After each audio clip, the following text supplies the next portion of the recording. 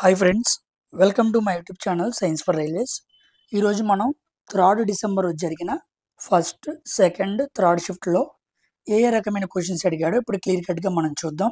So ఈరోజు first and second shift పేపర్లు అయితే పర్లేదు, కానీ చాలామంది థర్డ్ షిఫ్ట్ పేపర్ మాత్రం కొంతమంది మోడరేట్గా ఉందన్నారు, కొంతమంది మాత్రం బాగా టఫ్గా ఉందన్న అని చెప్పారు. సో ఫస్ట్ అండ్ సెకండ్ షిఫ్ట్లో అయితే అంత ఇబ్బంది పడాల్సిన పని ఏమీ లేదు.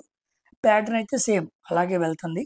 సో 20 కరెంట్ అఫైర్ క్వశ్చన్స్ అనేవి కంపల్సరీగా అడుగుతూనే ఉన్నాడు. సో స్టార్టింగ్లో ఆ కరెంట్ అఫైర్స్ క్వశ్చన్స్ చెప్పలేకపోయారు, కానీ so day by day going on కొంతమంది గుర్తుపెట్టుకొని చెప్పగలుగుతున్నారు, కొన్ని నోన్ కరెంట్ అఫైర్స్ అనేవి అడగడం జరుగుతుంది. ఓకేనా? సో ఈరోజు ఏ రకంగా క్వశ్చన్స్ అడిగాడన్న విషయాన్ని కంప్లీట్గా మనం చూద్దాం. సో నెక్స్ట్ అంటే 4th డిసెంబర్ ఎవరైతే ఎగ్జామ్స్ రాస్తారో వాళ్ళందరూ కూడా నా టెలిగ్రామ్ ఐడి అనేది కంపల్సరీగా మీకు ఉండిద్ది మన టెలిగ్రామ్ ఛానల్లో. మీరు అక్కడికి వెళ్ళి నాకు మెసేజ్ చేయండి, కంపల్సరీగా ఏ షిఫ్ట్ అని మెన్షన్ చేసి అప్పుడు క్వశ్చన్స్ రాయండి. ఓకేనా? సో ఇక ఆలస్యం చేయకుండా మనం వీడియోలోనికి వెళ్దాం. అందరూ కూడా వీడియోని లైక్ చేసి షేర్ చేయడం మర్చిపోవద్దు. 3 డిసెంబర్ ఫస్ట్ షిఫ్ట్ క్వశ్చన్స్ అనమాట. Atmospheric refraction of light by the earth atmosphere. So atmospheric refraction సంబంధించి ఒక క్వశ్చన్ అడిగితే అడగడం జరిగింది. Next splitting of light. Splitting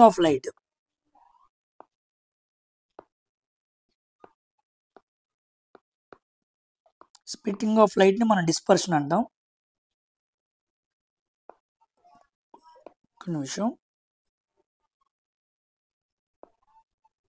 yes, splitting of light ని మనం డిస్పర్షన్ అంటాం. సో దాని గురించి క్వశ్చన్ అడగడం జరిగింది. ఎలక్ట్రిసిటీ రిలేటెడ్గా problem, find resistance given VW. So మనకి పవర్ వోల్టేజ్ ఇచ్చి మనకి రెసిస్టెన్స్ కనుక్కోమంటం జరిగింది. మ్యాగ్నెటిక్ ఫీల్డ్ లైన్స్ షేప్ మీద క్వశ్చన్ అడిగారంట. సో మ్యాగ్నెటిక్ ఫీల్డ్ లైన్స్ అంటే అవి క్లోజ్డ్ లూప్స్గా ఉంటాయి. సో వాటి మీద ఒక క్వశ్చన్ అడగడం జరిగింది. యూనిఫామ్ సర్క్యులర్ మోషన్, ఇది గుర్తుపెట్టుకోండి, చాలా చాలా ఇంపార్టెంట్. దీని మీద క్వశ్చన్ అడిగారు. దీన్ని నేను క్లియర్గా ఒక వీడియో చేస్తాను, ఎందుకంటే యూనిఫామ్ సర్క్యులర్ మోషను స్టార్టింగ్లో యూనిఫామ్ మోషన్ కూడా అడిగాడు. ఫస్ట్ రోజు అనుకుంటా యూనిఫామ్ మోషన్ కూడా అడిగాడు. అది కూడా స్టేట్మెంట్ ఆధారంగా అడిగారు. ఈ అబ్బాయి సరిగ్గా రాయలేదు, కానీ ఇంకో అబ్బాయి చాలా క్లియర్గా రాశాడు. అక్కడ మీకు క్వశ్చన్ చూపిస్తాను అది ఎలా అడిగాడు అంటానికి. ఓకేనా? సో దీని గురించి నేను క్లియర్గా మాట్లాడతాను, uniform motion and uniform circular motion. Next gravitation problem, like weight of the earth and weight అంది మూన్ అనమాట. So weight of the earth, భూమి మీద మనిషి బరువు అనేది ఇచ్చి మూన్ మీద బరువు ఎంత అన్నాడు. సో 1/6 ఉండేది కదా, అలా మనం ఆన్సర్ చేయడం. పొటెన్షియల్ ఎనర్జీ, సో పొజిషన్కి సంబంధించి ఫామ్ అయిన ఎనర్జీని పొటెన్షియల్ ఎనర్జీ అంటారు. సో పొజిషన్ అండ్ షేప్ అనమాట, అంటే పొజిషన్లో మార్పు వచ్చినా షేప్లో మార్పు వచ్చినా వచ్చే energy. Law of equations problem, like find final velocity. So Newton's law of equations ఉన్నాయి కదా, V = U + AD. ఆ 3 మోషన్ ఈక్వేషన్స్లో ఫైండ్ ఫైనల్ వెలాసిటీ, దానికి సంబంధించిన ఒక క్వశ్చన్ అనేది అడగడం జరిగింది. Next double displacement reaction. So lead nitrate and potassium iodide, మనకి ఎల్లో లెడ్ అయోడైడ్ ఫామ్ అయింది. ఇది చాలాసార్లు రిపీట్ అయిన క్వశ్చన్ అనమాట. ఇదిగోండి క్వశ్చన్ ఇలా ఉండిద్ది, లెడ్ నైట్రేట్ పొటాషియం అయోడైడ్ రెండు చర్య జరిపితే ఈ అయోడైడ్ ఏమో ఇటు వెళ్ళిపోయింది అనమాట. అంటే పొటాషియం ఇలా తీసుకునిద్ది, పొటాషియం నైట్రేట్ ఫామ్ అయింది, ఈ లెడ్ అయోడైడ్ ఫామ్ అయింది. సో లెడ్ అయోడైడ్ కలర్ ఏంటి అంటే ఎల్లో అనమాట. ఓకేనా? సో ఎల్లో లెడ్ అయోడైడ్, దానికి సంబంధించిన క్వశ్చన్ని అడగడం జరిగింది. Metal carbonate react with acid to gives అన్నాడు. మెటల్ కార్బోనేట్ యాసిడ్తో చర్య జరిపినప్పుడు ఏ గ్యాస్ రిలీజ్ అయింది అన్నాడు. ఇదిగోండి, ఇది మెటల్ కార్బోనేట్, ఇది ఒక యాసిడ్. ఒక ఎగ్జాంపుల్ తీసుకుందాం, దీన్ని సోడియం హైడ్రోజన్ కార్బోనేట్ అంటారు, ఇది యాసిడ్. ఇవి రెండు చర్య జరిపినాయి అనుకోండి, మనకి salt, water, carbon dioxide gas. So వాడు గ్యాస్ అడిగాడు కాబట్టి ఆన్సర్ ఏమవ్వాలి, కార్బన్ డైఆక్సైడ్ గ్యాస్ అవ్వాలి. ఓకేనా? Next the removal of gang through physical and chemical methods is called అన్నాడు.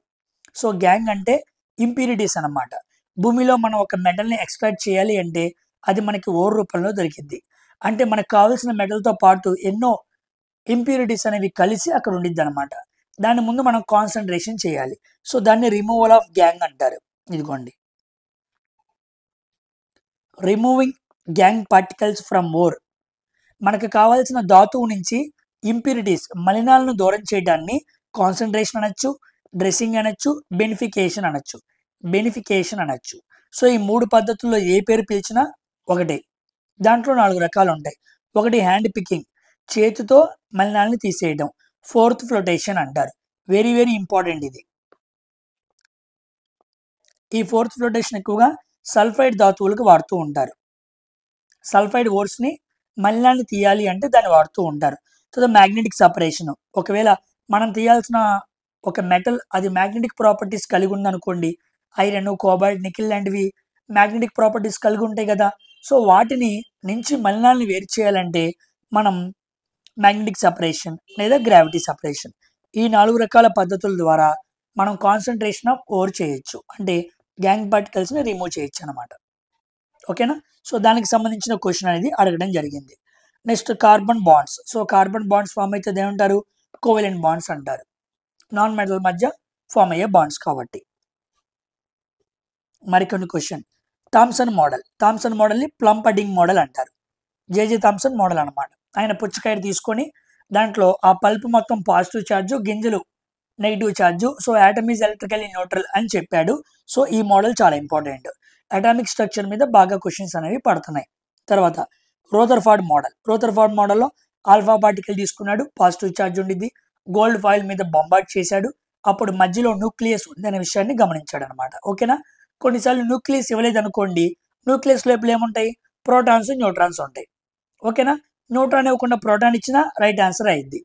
ఎందుకంటే న్యూక్లియస్ అంటే ప్రోటాన్స్, న్యూట్రాన్స్. ప్రోటాన్ ఉందని చెప్పినా పర్లా, ఎందుకంటే ఈయన పంపించింది పాజిటివ్ ఛార్జ్, అక్కడ ఉండాల్సింది కూడా పాజిటివ్ ఛార్జే. కాబట్టి పాజిటివ్ ఛార్జ్ ఏమైంది? రిపెల్ అయింది. కాబట్టి న్యూక్లియస్సే ఉండాలి అనే ఆప్షన్లో ఇవ్వాల్సిన పని లేదు, ప్రోటాన్ అని కూడా ఇవ్వచ్చు అనమాట. ఇది ప్లానటరీ మోడల్. ఓకేనా. ఎలక్ట్రాన్ రివాల్వ్ అవుతుందని చెప్పాడు, మధ్యలో పాజిటివ్ ఛార్జ్ ఉండిద్దని చెప్పాడు, కానీ తిరుగుతూ ఉంది, ఎందుకు అలా తిరుగుతూ ఉంటూ ఆగిపోలేదు అనే విషయం చెప్పలేదు. ఓకేనా. So planetary model, plum pudding model. తర్వాత ఇదిగోండి ఈ క్వశ్చన్. కింది వాటిలో వ్యాలెన్సీ 2 సంబంధించిన కాంపౌండ్స్ ఏంటి అని చెప్పి అడిగాడంట. ఎలిమెంట్ అడగలేదు, యాటమ్ అవ్వలేదు. ఓకేనా. కాంపౌండ్స్ అడిగాడు అనమాట. దీన్ని వేరే అబ్బాయి క్లియర్గా రాసి పంపించాడు, అది నెక్స్ట్ మనం చూద్దాం. దీన్ని హోల్డ్లో పెట్టుకోండి. ఇలాగా ఈ క్వశ్చన్ కూడా హోల్డ్లో పెట్టుకోండి. యూనిఫామ్ సర్క్యులర్ మోషన్ గురించి ఆ అబ్బాయి కరెక్ట్గా రాశాడు, క్వశ్చన్ బాగా గుర్తుందన్నా అని మెన్షన్ చేశాడు. తర్వాత function of smooth endoplastic reticulum. Smooth endoplastic reticulum యొక్క పని ఏంటి అన్నారు? Detoxification of drugs. ఇది కరెక్టే అనమాట, నేను చాలాసార్లు చెప్పాను. ఇదిగోండి సాఫ్ట్ ఎండోప్లాస్టిక్ రెటిక్యులం యొక్క వర్క్ ఏంటి? లిపిడ్స్ సింథసిస్ చేయడం, స్టెరాయిడ్స్ సింథసిస్ చేయడం, డీటాక్సిఫికేషన్ ఆఫ్ ది సెల్లో విష పదార్థాలని తీసేయడం, కాల్షియం స్టోరేజ్, కార్బోహైడ్రేట్స్ మెటబాలిజం. ఈ 5 important works done by small endoplastic reticulum. ఓకేనా. సో దాంట్లో ఇక్కడ మనకి డీటాక్సిఫికేషన్ ఇచ్చాడు కాబట్టి ఇది కరెక్ట్ అయిపోయింది. ఓకేనా. సో ఇవన్నీ కూడా గుర్తుపెట్టుకోండి. నెక్స్ట్ ఎగ్జామ్లో ఎస్ఈఆర్ వర్క్, మిగతా వర్క్లు ఏంటి, లేకపోతే కాని పని ఏంటి, which of the following is the not work of SER అని కూడా అడగచ్చు, అది మీకు ఉపయోగపడింది. తర్వాత equal number of cell division. అంటే సెల్ డివిజన్ జరుగుతున్నప్పుడు సెల్స్ ఈక్వల్గా డివైజ్ అయింది అనుకోండి, దాన్ని మైటోసిస్ అంటారు. అదే కణాల్లో జరిగిద్ది? సోమాటిక్ సెల్స్లో జరిగిద్ది.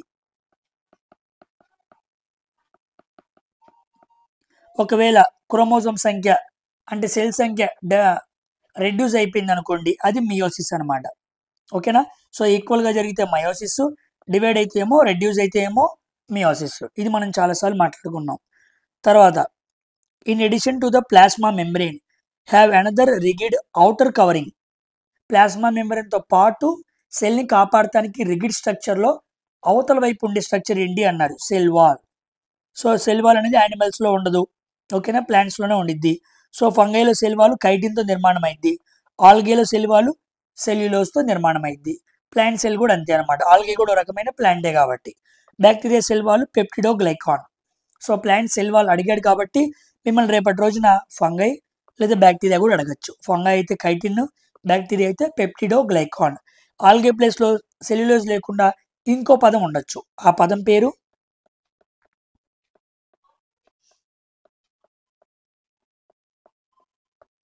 పాలీసాకరైడ్స్. సో సెల్యులోజ్ ప్లేస్లో పాలీసైక్రేట్స్ ఉన్న మీరు దాన్ని టిక్ చేయండి. ఓకేనా. Coming to Fallopian tube block అయిపోయింది. సో రీప్రొడక్షన్ ఫెర్టిలైజేషన్ జరగడానికి ఇంపార్టెంట్ ట్యూబ్ ఏంటి? Fallopian tube. దాన్ని ఓవిడక్ట్ అని కూడా పిలుస్తూ ఉంటారు. అది ఒకవేళ బ్లాక్ అయిపోతే ఎగ్ స్పెర్మ్ రెండు మీట్ అవ్వవు. ఎగ్ స్పెర్మ్ రెండు కలిస్తేనే జైగోట్ ఫామ్ అయింది, ఫెర్టిలైజేషన్ జరిగిద్దని మనం చెప్పాలి. సో ఫాలోపియన్ ట్యూబ్ని బ్లాక్ చేసామనుకోండి కష్టం, అవి రెండు మీటప్ అవ్వవు. రీప్రొడక్షన్ వేరియేషన్ మీద స్టేట్మెంట్ బేస్డ్గా క్వశ్చన్ అడిగారంట. సో వేరియేషన్ అంటే వైవిధ్యం, రీప్రొడక్షన్ అంటే లైంగిక ప్రత్యుత్పత్తి మనం మాట్లాడుకున్నాం. దాని మీద సంథింగ్ ఏదో క్వశ్చన్ అడిగాడు. జియోట్రోపిజం అడిగాడు. ఎర్త్ గ్రావిటీకి అనుగుణంగా మొక్కలు పెరగడాన్ని జియోట్రోపిజం అంటారు. అది వాటర్ అయితే హైడ్రో, కెమికల్స్ అయితే కీమో, టెండ్రిల్స్ అనమాట. అదైతే థిగ్మోట్రోపిజం. ఆల్రెడీ నేను థిగ్మోట్రోపిజం కూడా ఎక్స్ప్లెయిన్ చేశాను, గుర్తుపెట్టుకోండి. Percentage of energy transfer in each tropic level. ఇది నేను పీవైక్యూస్లో ఎన్నోసార్లు ఎక్స్ప్లెయిన్ చేసిన క్వశ్చనే. ఇదిగోండి, ఇది ఫుడ్ చైన్ అనమాట. ఫుడ్ పిరమిడ్ అనుకోండి. Producers, consumers. వీటిని ప్రైమరీ ప్రొడ్యూసర్స్ అంటారు. వీటిని secondary consumers, primary consumers, secondary consumers, tertiary consumers. ఇక్కడ అపెక్స్ ప్రిడేటర్ ఉండిద్ది అనమాట. ఇప్పుడు మ్యాక్సిమం ఎనర్జీ ఎక్కడ ఉండిద్ది అంటే ఎనర్జీ మ్యాక్సిమంగా ప్రైమరీ ప్రొడ్యూసర్స్ దగ్గర ఉండిద్ది. ఎప్పుడైతే కింద నుంచి పైకి వెళ్తున్నామో ఎనర్జీ అనేది ఏమైద్ది అంటే తగ్గిద్ది అనమాట. ఓకేనా. సో టాప్లో ఎలా ఉండిద్ది? మినిమంగా ఉండిద్ది energy. So energy is maximum at the bottom, energy is the minimum at the apex. టాప్లో తక్కువ ఉండిద్ది. కింద నుంచి పైకి వెళ్తున్నప్పుడు ఎనర్జీ ఏమైద్ది? తగ్గిద్ది. మరి 10% ఏంటి? ఇదిగోండి, ఈ ప్రొడ్యూసర్స్ దగ్గర ఎనర్జీ 20,000 ఉందనుకోండి. దానిలో 10% మాత్రమే పైకి ట్రాన్స్పోర్ట్ అయింది. 20,000 10% 2,000. సో 2,000 10% 200. 200 10% 20. 20,000 10% 2. అంటే కింద నుంచి పైకి వెళ్ళేటప్పుడు ఓన్లీ 10% ఎనర్జీ మాత్రమే ఆ పైన ట్రాపిక్ లెవెల్స్లోకి ట్రాన్స్మిట్ అవుతూ ఉంది. 10% వెళ్ళింది అంటే 90% ఏమైంది? వెళ్ళలేదు. మరి వెళ్ళలేదంటే ఎక్కడికి వెళ్ళింది? హీట్ రూపంలో బయటికి వెళ్ళిపోయింది. అంటే కేవలం 10% ఎనర్జీ మాత్రమే అప్పర్ ట్రాపిక్ లెవెల్కి ట్రాన్స్మిట్ అవుతుంది. మిగతా 90 బయటికి వెళ్ళిపోతుంది. ఆ 90 ఏంటి అని కూడా అడగచ్చు అనమాట. సో అది హీట్ రూపంలో బయటికి వెళ్ళిపోతుంది. ఇవన్నీ కూడా రాబోయే ఎగ్జామ్స్లో అడగడానికి అవకాశం ఉన్న ప్రశ్నలు.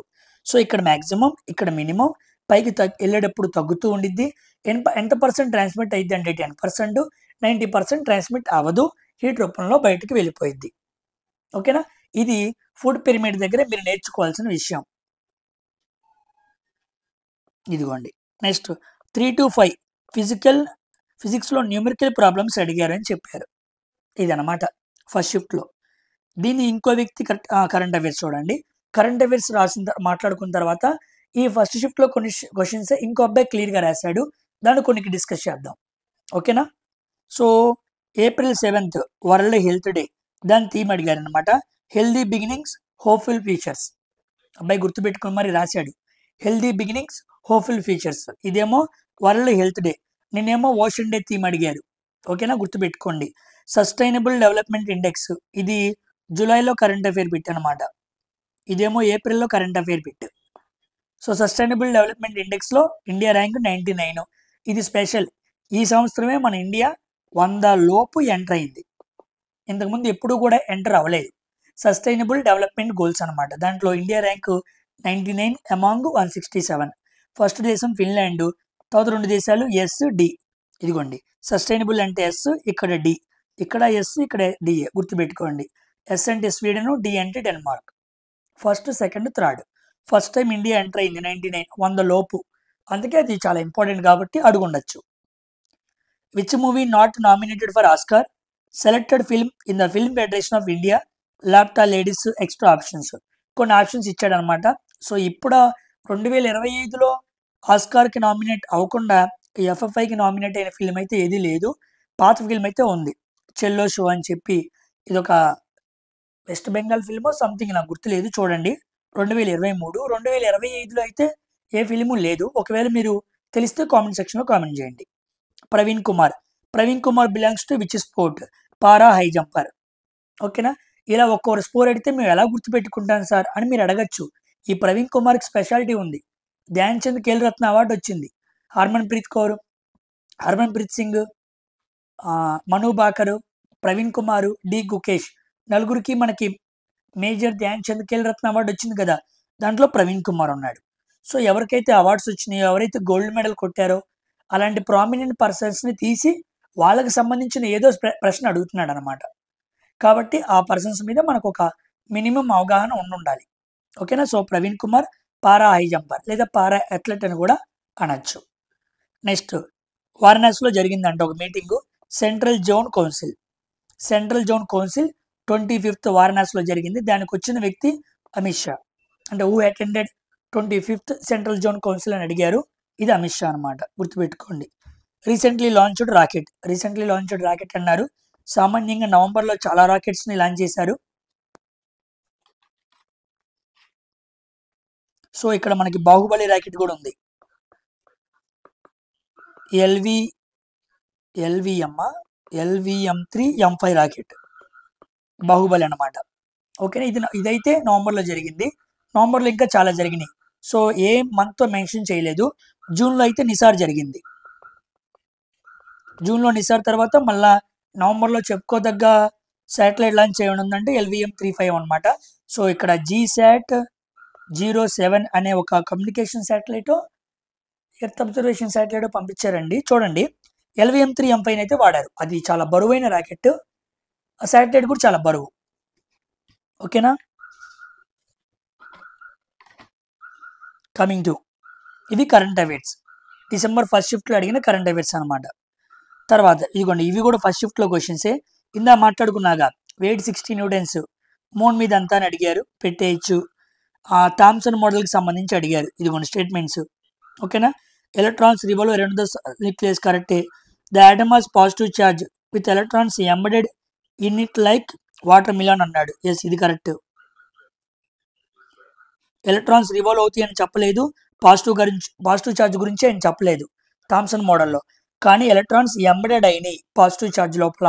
పల్పులో ఎలక్ట్రాన్స్ ఉన్నట్టు పాజిటివ్ ఛార్జ్లో నెగిటివ్ ఛార్జ్ ఉన్నాయి, మొత్తం న్యూట్రల్ అని చెప్పాడు. బహుశా ఈ ఆప్షన్ రైట్ అవ్వచ్చు. Next, frequency wave length distance మీద క్వశ్చన్ అడిగాడు. Speed equal to wave length into frequency. ఓకేనా? సౌండ్ గురించి కంపల్సరీ క్వశ్చన్ వస్తూనే ఉంది, ఇది గుర్తుపెట్టుకోండి. విచ్ గ్యాస్ ఇస్ రిలీజ్డ్ అన్నాడు. CO2. మనం మాట్లాడుకున్నాం ఆల్రెడీ పైన. ఇదిగోండి క్వశ్చన్. పైన 2 క్వశ్చన్స్ మిస్ అయినాయి అన్నాను కదా, ఇది exact question. Direction of velocity in uniform circular motion అంటే ఏంటి అని అడిగారు. ఓకేనా? Next, select the pair of valency 2, ఇది అడిగారు. సో ఈ 2 క్వశ్చన్స్ కూడా మీరు కామెంట్ సెక్షన్లో రాయండి. నేను సపరేట్గా వీటిని ఎక్స్ప్లెయిన్ చేస్తాను. అయితే వీటి నాకు ఆన్సర్స్ తెలుసు, కానీ మీరు రాయండి. మీరు ఎంతమంది పెట్టగలరో చూద్దాం. ఈరోజే మీ షిఫ్ట్ అయితే మీరు మిస్ అయ్యేవాళ్ళుగా, మీరు పెట్టచ్చో పెట్టగలరు. మీరు కామెంట్ సెక్షన్ రాస్తే నేను చూసి తర్వాత ఆన్సర్ చేస్తాను. సో యూనిఫామ్ సర్క్యులర్ మోషన్కి సంబంధించి కరెక్ట్ది ఏంటి? 5వ క్వశ్చన్. 6వ క్వశ్చన్ ఏమో వ్యాలెన్సీ 2 ఉన్న ఈ కింద కాంపౌండ్స్ ఏంటి అన్నాడు. దీంట్లో కొన్ని అయాన్స్ కూడా ఉన్నాయి అన్నమాట. సో జాగ్రత్తగా ఆన్సర్ చేయండి 5వ క్వశ్చన్కి 6వ క్వశ్చన్కి. సో క్వశ్చన్స్ అయితే అన్ని ఈజీగా లేవు, కొన్ని క్వశ్చన్లు అయితే కాస్త పడేసేట్టే ఉన్నాయి. ఇవి మంచిగా కాన్సెప్ట్ తెలిసిన వాళ్ళు మాత్రమే పెట్టగలరు. అర్థమైందో? ఎవరు పడితే వాళ్ళు పెట్టలేరు. 5-6 questions they are good questions అనమాట. ఓకేనా? Coming to usually carbon excess covalent bond, problem on sound wave, problem electricity మాట్లాడుకున్నాం, ఫాలోపియన్ ట్యూబ్స్ ప్రివెన్షన్ చేస్తే ఏమైంది, సో క్రోమోజోమ్స్ ఇది మాట్లాడుకున్నాం, మ్యాగ్నెటిక్ ఫీల్డ్ లైన్స్ మాట్లాడుకున్నాం. ఇదిగోండి వేస్టేజ్ డెవలపింగ్ హ్యూమన్ ఎంబ్రియో అన్నారు. నాకు ఇది అర్థం కాలేదు. హ్యూమన్ ఎంబ్రియో ఫామ్ అయిన తర్వాత అక్కడి నుంచి వేస్ట్ మెటీరియల్ బయటికి రావాలంటే ప్లేసెంటా ద్వారా వచ్చింది అనమాట. ఉంబ్లికల్ కార్డ్ అంటాం. బొడ్డు తాడు ద్వారా తల్లి నుంచి పిల్లలకి ప్రోటీన్ అందిద్ది. పిల్లోడి దగ్గర ఉన్న వేస్ట్ మెటీరియల్ కూడా బొడ్డు తాడు ద్వారానే బయటికి రావాలి. ఓకేనా? సో అదే క్వశ్చన్ అబ్బాయి సరిగ్గా రాయలేదు అనుకుంటా. ఆన్సర్ మేబీ ప్లేసెంటా అవ్వచ్చు. So thanks. ఓకే, ఇదనమాట questions. December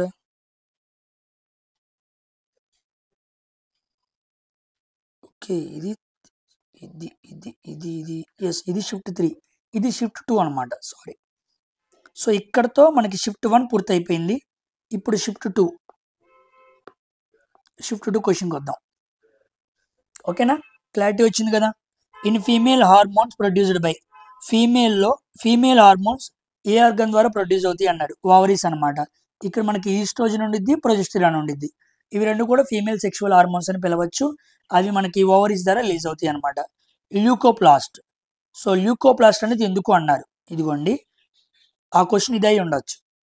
which among the following is the function of leucoplast found in the plant cell. Plant సెల్లో ఉన్న ల్యూకోప్లాస్ట్ యొక్క వర్క్ ఏంటి? ప్రొవైడ్ కలర్ టు ఫ్లవర్సా? కాదు. ప్రొవైడ్ రిగిడిటీ టు స్టెమ్ లీవ్సా? కాదు. గివ్ షేప్ టు లీవ్సా? కాదు. Answer is storage of starch అనమాట.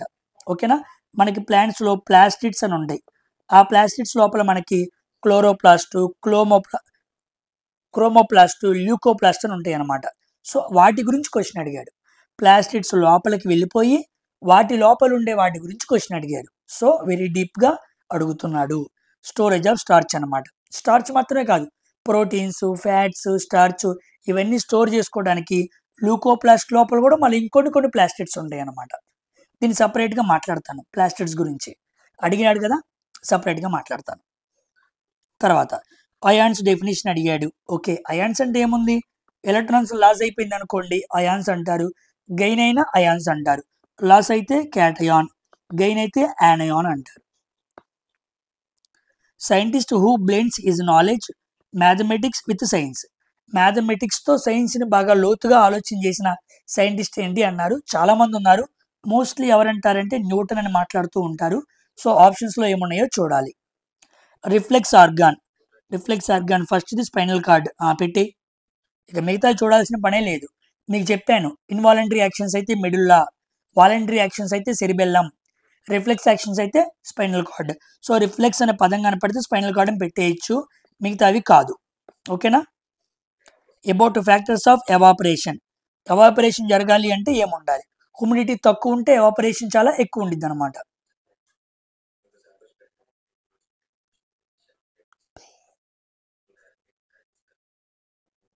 ఓకేనా, ఇది గుర్తుపెట్టుకోండి. ఎవాపరేషన్ గురించి మనం చాలాసార్లు మాట్లాడుకున్నాం.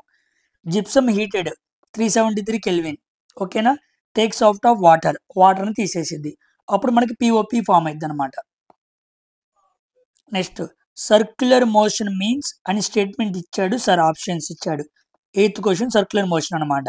తర్వాత లో velocity is high, acceleration is 0 అలా ఇచ్చాడు అనమాట. అంటే సర్క్యులర్ మోషన్ ఇచ్చేసి వెలాసిటీ హైగా ఉండిద్దా, లోగా ఉండిద్దా, యాక్సలరేషన్ 0గా ఉండిద్దా, కాన్స్టెంట్గా ఉండిద్దా అలా అడిగాడు. నేను ఒక్క మాటలో దీన్ని చెప్పలేను. I need to explain some concept. ఆ తర్వాత మీకు క్లియర్గా అర్థమైంది. నేను ఇది ఫస్ట్ రోజే వచ్చింది, ఆ రోజు కూడా రాసి పెట్టాను. కానీ ఎందుకు ఒక్క క్వశ్చనే కదా, అప్పుడే కాన్సెప్ట్ ఎందుకు లేని ఆపాను. కానీ ఈరోజు అడిగాడు, ఆ రోజే రాసి పెట్టాను నేను అది. ఓకేనా, చెప్పకపోవడం నా తప్పైంది. I did a mistake here. చూద్దాం. నెక్స్ట్ యూనిఫామ్ మోషన్ కూడా స్టేట్మెంట్ ఇచ్చాడు. ఆప్షన్స్లో like acceleration constant, time decreases అలా అడిగాడన్నా అన్నాడు. సో 8-9 క్వశ్చన్స్ నేను ఎక్స్ప్లెయిన్ చేస్తాను. సపరేట్గా ఒక 10-15 నిమిషాలు తీసుకొని సర్క్యులర్ మోషన్ అంటే ఏంటి, యూనిఫామ్ సర్క్యులర్ మోషన్ అంటే ఏంటి, ఇందాక ప్లాస్టిడ్స్ ఇలా మిగిలిపోయి కాస్త కాన్సెప్ట్ చెప్పాలి అనుకున్న చోట మాత్రం ఒక టైం తీసుకుని అప్లోడ్ చేస్తాను. మోస్ట్లీ అన్ని క్వశ్చన్స్ తెలిసినవే కాబట్టి నేను ఇక్కడే ఆ రకమైన క్వశ్చన్స్ ఎమ్మటనే నాకు గెట్ ఆన్ అవ్వగానే ఆ క్వశ్చన్ స్క్రీన్ షాట్ తీసుకొచ్చి మీకు పెడుతున్నాను. ఓకేనా. సో పాసిబుల్ అయితే ఇక్కడ చెబుతాను, లేకపోతే ఒక 10-15 నిమిషాలు వీడియో మాట్లాడి చెబుతాను. కానీ చెప్పడం మాత్రం common. Kinetic energy means example ఇచ్చాడు. సో ఎక్కడైతే మూమెంట్ ఉంటుందో అది kinetic energy. Which acts as a electrical resistor at room temperature అన్నాడు. ఇదిగోండి ఈ క్వశ్చన్ ఇదే అయి ఉండిద్ది. ఓకేనా, ఈ 11వ క్వశ్చన్ నేను అనుకోవటం ఇదే క్వశ్చన్. 11వ క్వశ్చన్ ఇది అవడానికి అవకాశం ఉందన్నమాట. So one of the 4 substances mention below following options, which of the following has the highest electrical resistivity as compared to out 3 అన్నాడు. ఈ 4తో ఎక్కువ దేనికి రెసిస్టివిటీ ఉండిద్ది అన్నాడు. సో దీనికి మాంగనీసే ఆన్సర్ అవ్వాలి. సో క్వశ్చన్లో అయితే నాకు అబ్బాయి ఏది ఎలక్ట్రికల్ రెసిస్టర్గా మనం వాడచ్చు, ఈ కింద ఇవ్వబడిన మెటల్స్లో ఏదో ఒక మెటల్ ఎలక్ట్రికల్ రెసిస్టర్గా మనం వాడచ్చు అనమాట. ఎట్ రూమ్ టెంపరేచర్ అడిగాడు. సో ఆ క్వశ్చన్ ఇలాగే ఉండటానికి అవకాశం ఉందని చెప్పి నేను ఈ ఫాలోయింగ్ మోడల్ క్వశ్చన్ తీసుకొచ్చాను, మీరు చూడండి. ఓకేనా? నేను ఇంకా సెట్ చేసిన తర్వాత కరెక్ట్గా నాకు అర్థమైతే అప్పుడు ఎగ్జాక్ట్ క్వశ్చన్ ఫ్రేమ్ చేస్తాను. ఓకేనా? Coming to not correct statement DNA copying during reproduction process అని స్టేట్మెంట్స్ ఇచ్చాడు. ఈ డిఎన్ఏ ప్రాసెసింగ్ గురించి కూడా నేను మాట్లాడతాను. ఇది important concept.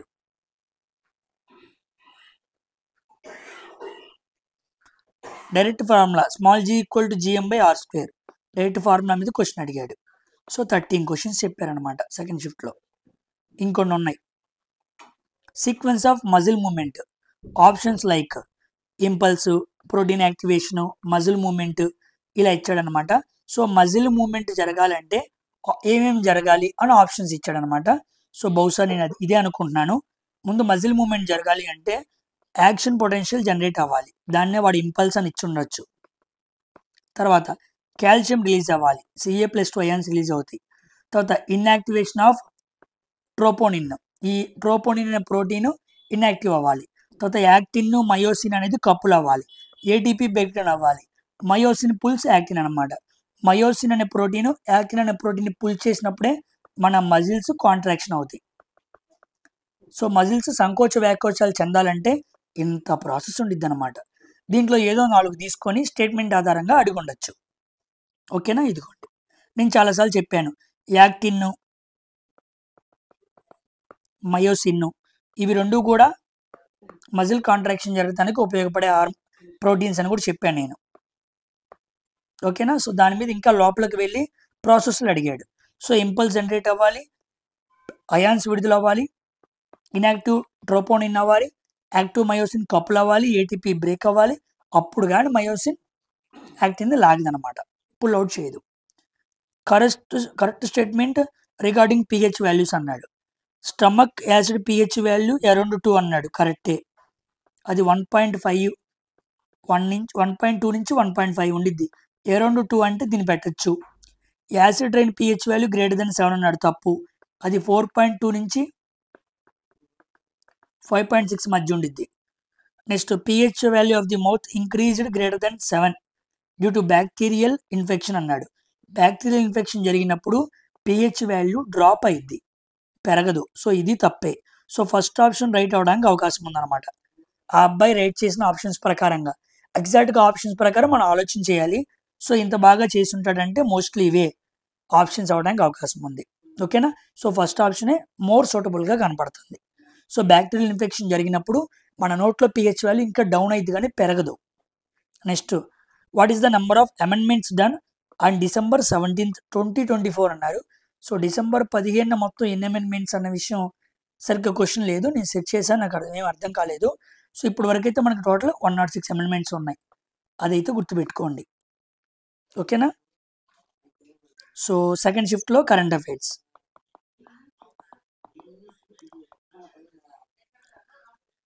BIMSTEC 6th summit ఎక్కడ జరిగింది అన్నాడు. థాయిలాండ్ అనమాట, థాయిలాండ్లో జరిగింది. నెక్స్ట్ సమ్మిట్ బంగ్లాదేశ్లో జరిగింది అనమాట. BIMSTEC first ever Kannada Booker Prize మనం మాట్లాడుకున్నాక బాను ముస్తాకు, అదే క్వశ్చన్ మళ్ళీ రిపీట్ అయింది. So current affair questions are repeating. Anderson Tendulkar series, ఇండియాకి ఆస్ట్రేలియాకి మధ్య జరిగే టెస్ట్ సిరీస్ పేరు మార్చారు. అంతకుముందు పటౌడీ టెస్ట్ సిరీస్ అనేవాళ్ళు, ఇప్పుడు ఆండర్సన్ టెండూల్కర్ టెస్ట్ సిరీస్ అని మాట్లాడతారు. Next, percentage of area in India earthquake prone according to March 2025 ప్రకారం భారతదేశంలో ఎంత ఏరియా వరకు ఎక్కువగా భూకంపాలు రావడానికి అవకాశం ఉందని అడిగారు. సో 61% అనమాట. ఇది వరకు అది 59% ఉండేది, ఇప్పుడు పెరిగి 61%కి వచ్చింది. దాన్ని హజార్డ్ స్పెసిఫిక్ అసెస్మెంట్ అంటారు, అంటే అంచనా వేయడం అనమాట. భూకంపాలని అంచనా వేసి చెప్పడం అనమాట. సో భారతదేశంలో 61% ఏరియా భూకంపాలకి ఎఫెక్ట్ అయ్యే అవకాశం ఉందని చెప్పారు. PM Modi launched initiative on environmental day. So June 5th మనకి ఎన్విరాన్మెంట్ డే. ఆ రోజు పిఎం మోడీ ఒక ఇనిషియేటివ్ తీసుకొచ్చారు. బహుశా అది ఏ tree in the name of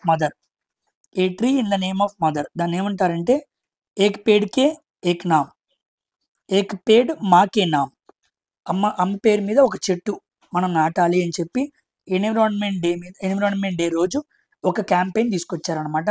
అదే రోజున ఆరావళి గ్రీన్ వాల్ ప్రాజెక్ట్ కూడా తీసుకొచ్చారు. తీసుకొచ్చారనమాట. సో ఎన్విరాన్మెంట్ డే రోజున ఇవి కూడా తీసుకొచ్చారు. ఏక్ పేడ్ మాకే నామ్, focus on plastic free agriculture, green credit programme, Misty scheme. Misty అనేది మ్యాంగ్రూవ్స్కి సంబంధించి అనమాట. సో ఈ 4 కూడా ఎన్విరాన్మెంట్ డే రోజు తీసుకొచ్చారు, గుర్తుపెట్టుకోండి. ఆ రోజు తీసుకొచ్చిన ఇనిషియేటివ్స్ అనమాట. ముందు రోజుల్లో వీటిలో ఇంకోటి ఏమైనా అడిగే అవకాశం ఉంది. Next international family day. So 15th మే అనమాట international family day. So days and themes బాగా అడుగుతున్నాడు.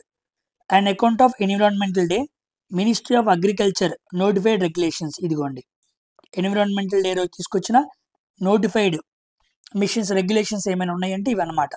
ఇవన్నీ ఎన్విరాన్మెంట్ డే రోజున తీసుకున్న నిర్ణయాలు అనమాట. Uttar Pradesh government launched a programme in Ghaziabad అన్నారు, అది నాకు అర్థం కాలేదు. Next which state had launched Brahma BEML to reduce unemployment అన్నారు. సో బ్రహ్మ బిఈఎంఎల్ అనేది Bharat Earth Movers Limited. So వీళ్ళిద్దరు కలిసి తీసుకొచ్చిన ఒక ప్రోగ్రామ్ మధ్యప్రదేశ్లో ఉంది. సో ఆ ప్రోగ్రామ్ ఏంటో కూడా క్లియర్గా ఐడియా లేదు. సో 9 క్వశ్చన్స్ వరకు సెకండ్ షిఫ్ట్లో కరెంట్ అఫైర్స్ క్వశ్చన్స్ అబ్బాయి టైప్ చేసి మనకు పెట్టగలిగాడు. సో ఇవన్నమాట క్వశ్చన్స్.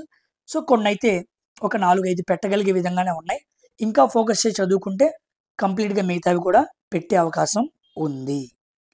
ఇవి సెకండ్ షిఫ్ట్లో అడిగిన కరెంట్ అఫైర్స్ క్వశ్చన్ అనమాట. ఇదిగోండి సెకండ్ షిఫ్ట్లో మరికొన్ని సైన్స్ క్వశ్చన్స్. ఇన్హెరిటెన్స్ ఎవరు కనుక్కున్నారని అడిగారు. Female reproduce system and ovary మీద క్వశ్చను, ప్లాస్టర్ ఆఫ్ ప్యారిస్ మీద క్వశ్చను, గ్రావిటేషనల్ ఫోర్స్ ఫార్ములా మీద question, pH value based statement question, leucoplastid ఇందాక మాట్లాడుకున్నాం, మ్యాగ్నెటిక్ ఇండక్షన్ సోలనాయిడ్లో ఎలా ఉండిద్ది, concave mirror object placed between P and F, concave lens magnification object distance ఇచ్చాడు, focal length ఇచ్చాడు, concave lens magnification కనుక్కోమన్నాడంట.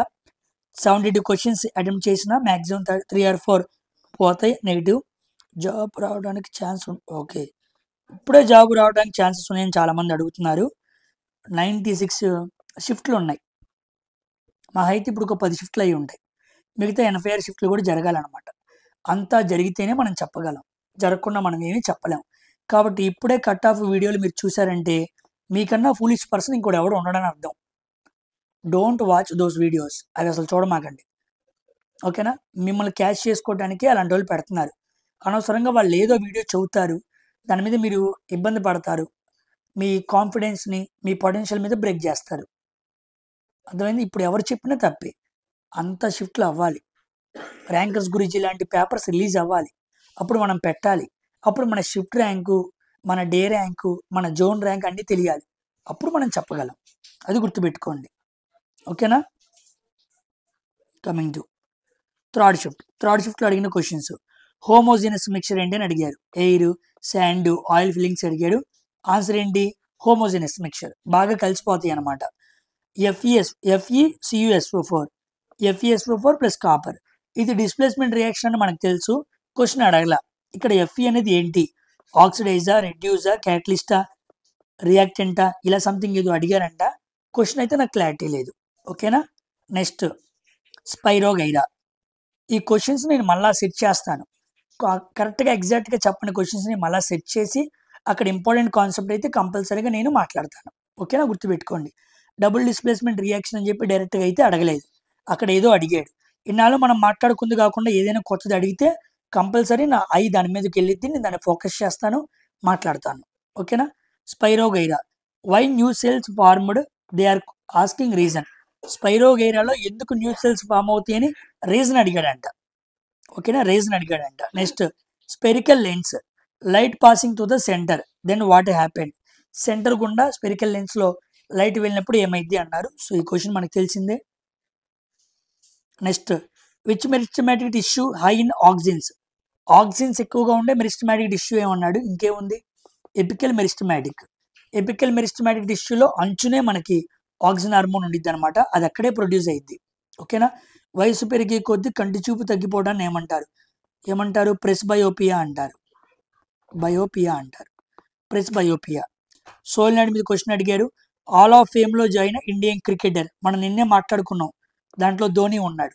Hashem Amla, Smith, Sarah Taylor, Sana Mir, Hayden, ఈయన మనం మాట్లాడుకున్నాగా. So Dhoni 2025 March current affair. నేను చూసిన వాళ్ళు ఈరోజు పెట్టే అవకాశం ఉంది. Full tough shift bro, optical point in lens, లెన్స్లో ఆప్టికల్ పాయింట్ మీద క్వశ్చన్ అడిగారంట. అండర్ వాటర్లో సర్వైవ్ అయ్యే ఆర్గానిజమ్స్కి కావాల్సిన ఎయిర్. సో ఎయిర్ ఆక్సిజన్, ఒకవేళ అండర్ వాటర్లో ఫిషెస్ అయితే అవి డిజాల్వ్డ్ ఆక్సిజన్ని పీల్చుకుంటే. సో ఎలా క్వశ్చన్ అడిగారో తెలియాలి. Next current affairs focused topic union budget. ఇప్పటి వరకు బడ్జెట్ మీద ఎవరు క్వశ్చన్స్ చెప్పలేదు, కానీ దీంట్లో బడ్జెట్ మీద ఒక 4 క్వశ్చన్స్ వరకు అడిగారని చెప్పారు. ఓకేనా. సో ఇది థర్డ్ షిఫ్ట్ అనమాట. సో ఇక్కడితో కంప్లీట్ అయింది. సో డిసెంబర్ 3 రోజు జరిగిన ఫస్ట్, సెకండ్, థర్డ్ ఈ 3 షిఫ్ట్లోని క్వశ్చన్స్ మనం డిస్కస్ చేసుకున్నాం. అదేవిధంగా కరెంట్ అఫైర్స్ కూడా నేను ఎక్స్ప్లెయిన్ చేశాను. దీనికి సంబంధించి ఇంకేమైనా క్వశ్చన్స్ ఉంటే, ఇక్కడ చెప్పని క్వశ్చన్స్ ఏమైనా ఉంటే, లేదా చెప్పినవి ఏమైనా రాంగ్గా మాట్లాడితే మీరు కామెంట్ సెక్షన్లో రాయండి. తర్వాత ఎగ్జామ్ రాసే వాళ్ళకి ఒక ఐడియా వచ్చింది. ఓకేనా. సో 4th డిసెంబర్ రోజు ఎగ్జామ్ రాసే వాళ్ళు కంపల్సరీగా మీరు ఎగ్జామ్ రాసిన వెంటనే టైప్ చేయండి. టెలిగ్రామ్లో మీరు టైప్ చేసి నాకు పెడితే కంపల్సరీగా నేను చూసి మీకు రెస్పాండ్ అవుతాను. ఆ క్వశ్చన్స్ని క్లియర్గా ఎక్స్ప్లెయిన్ చేస్తాను. నేను ఏ టాపిక్స్ ఎక్స్ప్లెయిన్ చేస్తానని చెప్పానో ఆ క్వశ్చన్స్ని క్లియర్గా ఒక 10 లేదా 15 నిమిషాలు వీడియోస్ చేసి వాటిని కూడా అప్లోడ్ చేస్తాను. అందరూ కూడా వీడియోని లైక్ చేసి షేర్ చేయడం మర్చిపోవద్దు. బాయ్.